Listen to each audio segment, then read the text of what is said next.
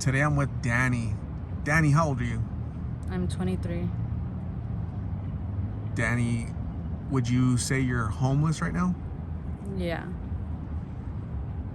And how long have you been homeless? About 2 years. Are you from Phoenix? No, I'm from California. And what brought you to Phoenix? Just wanted a change of scenery. Try to change my life for the better.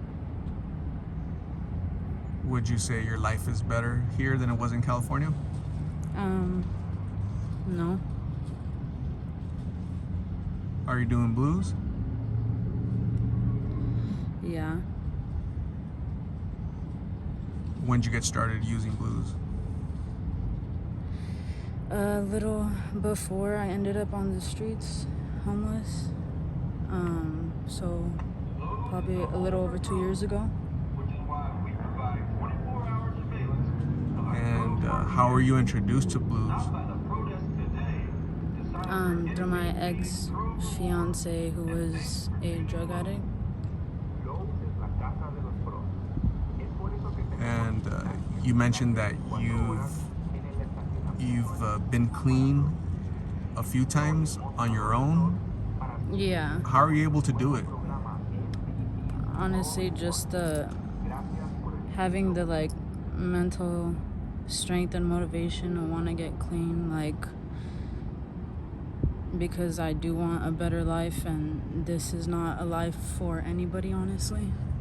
This isn't even a life. You're not even living, you're just surviving. Before you became homeless, before you were doing blues, what did your life look like?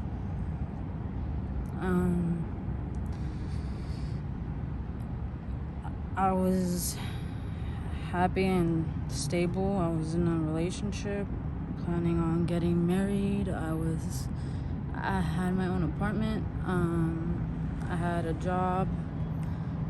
I was just honestly just barely starting to live life and get to do the things that I've wanted to do. Back then you had hopes, ambitions, goals. Yeah. Do you still have those? I do. It's hard to, but I do. That's the only thing that I try to hold on to, so I don't end up just giving up. Giving up as far as harming yourself? Yeah and no, just a lot of people on these things, you could lose yourself completely on this stuff. You cannot care and just easily OD, and because it's not a life anybody should live, and it's just easy to lose yourself in it. And I guess you can say that is harming yourself. So yeah, honestly. Talking to you seem very intelligent. You know your situation,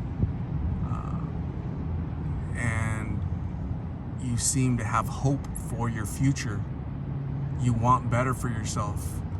You're not too far gone, too far deep into this. Is that fair to say? Yeah. I mean, I hope so. I try to keep having faith and hope that my life will get better if I want better and I put the effort. Does your family from California know that you're out here and struggling? Yeah. But when they disown me, they basically act like I don't exist. So. Were some bridges burned back then? Yeah. Well, my family, all my bridges were burned pretty much.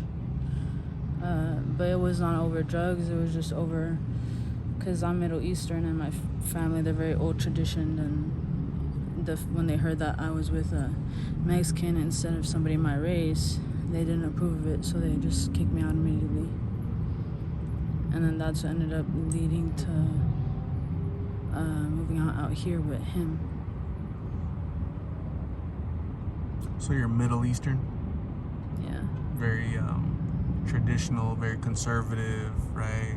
There's a lot of things you can't do, and so that affected your relationship with your family? Yeah, because basically all my life, every decision and every move that I made was basically made for me.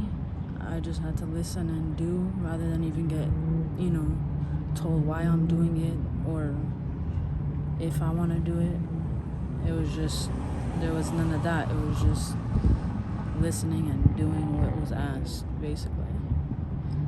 So I just, on my life, I had like a whole secret life from my family that they didn't know about, like where I actually got to be myself. And it's like whenever I went home, I had to put on a mask rather than taking it off from being out on the streets. But then after so many years of lying to my family, I got tired of it, and it was just so draining.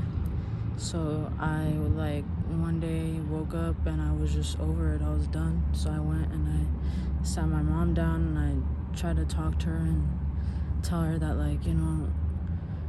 I was just exhausted and I want a relationship with her and I want to be able to be close to her and be able to just confide in her. But she wasn't having it. The second that she heard that I was with another race, that was that. Nothing else mattered. So it's like you were living two different lives, right? At that time, lived two different cultures, right? American culture and a little bit more free, and at home more confined with their beliefs. And you just decided one day, you know what, I've had enough. And as soon as you told your mom about your boyfriend, which he's Hispanic, not of your race or tradition, they didn't like to hear that, and they basically disowned you. Yeah, immediately, just told me to pack my shit out. Wow. And just it was like that. 2 a.m. in the morning. You're not my daughter. I was just okay. But did that surprise you that happened? No. You kind of knew that was a possibility? Yeah, I've always known it was gonna be, but I tried to hold off for so long. But I was already 18, and I was just tired of having to live my life due to someone else's decisions and not my own at all. I'm talking about when it comes down to my clothes, my nail color, my hair color, how many piercings I have on my ear, the jewelry I wear. It was just decision was made for me. I wasn't ever allowed to choose anything for myself, so it wasn't really even living back then. And I wanted to live my life. You wanted freedom. You wanted to decide what nail polish, how you did your hair, all these little things that in America, most Americans can make those decisions, but you're pretty much controlled. Yeah, basically I was gonna end up having this. Not literally an arranged marriage type shit, but... Basically? Yeah, sorry, excuse me. But yeah, basically just... It was obviously going to end up being set up because they were going to have to approve of the dude. And you don't want that. You want to marry who you want to marry. Exactly. Not who they think you should marry. Yeah. So let me ask you, do you think there's any hope of reconciliation with your family? You're no longer with your fiance. You haven't seen him in a year. He's basically missing. You suspect that something tragic might have happened to him, unfortunately. Let's hope that that's not the case, but you haven't seen him. You're out here by yourself. You deserve better than what's going on right now with your life, okay? So everything you just told me, I understand what you just told me about your family. And I can understand you wanting freedom, but this is not freedom. You went from bad to worse, maybe. Oh no, I did. And so is there any hope of reconciliation as far as returning back to your family and just having some type of relationship with them? Maybe not to the extreme that they would want, but just to letting them know that you love them. And I'm sure you think about them, you miss them. You know, they're still your parents. There's still hope to mend a relationship, do you think? Or honestly, yeah. I just haven't put forth that, step yet, just due to the fact that, like, because I am on, these fentanyl pills, like, it does change your mindset a lot, and it be having you do things that you would never, expect yourself to do. And, like, you stoop very low sometimes when you need your fix, like. And I wasn't about to be that kid that only reached out to my family because I was trying to, milk their money from them over the drugs. So I just took a step back and took it for what it was, and just cut them out of my life. Like, my mom, I know, she's trying to be open-minded and trying to have some type of relationship with me, and I do check in here or there just to let her know that I'm alive, because she will always put out a missing report for me. But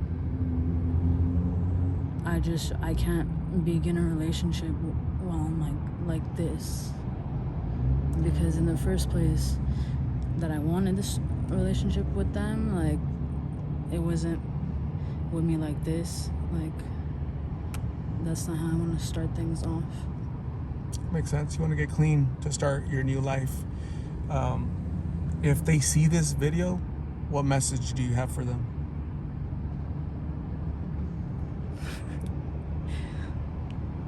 I guess just that I'm sorry.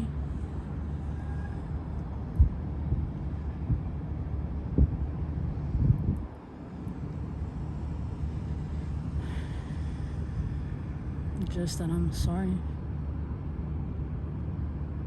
That's a good start, Danny. I see a lot of pain, a lot of emotion, a lot of frustration. We all make bad decisions in our lives. I see hope in yours, okay? So don't give up on yourself, okay? I really appreciate you opening up and sharing your story. By you sharing your story, you can actually save somebody's life. So if your family sees this, your friends, you should be proud of yourself. They should be proud of you, because you're going to save somebody's life by sharing your story of your struggles, because a youngster is going to stay away from these pills because of you, okay? So be proud of that.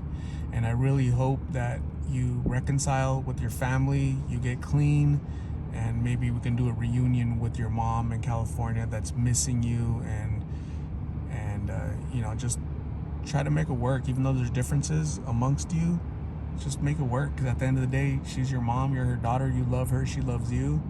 Just make it work, right? We can still be different and love each other. Yeah. Right? Yeah. Absolutely. So again, I'm gonna give you my card with my number on it. If you ever need a ride, a ride to a treatment center, if you ever want anybody to talk to, it's really rough out here, okay? So sometimes you seem very intelligent, like you don't belong out here. You're intelligent, smart, and you just stick out like a sore thumb out here, okay? So please stay safe, and we'll talk soon, okay? Thank you.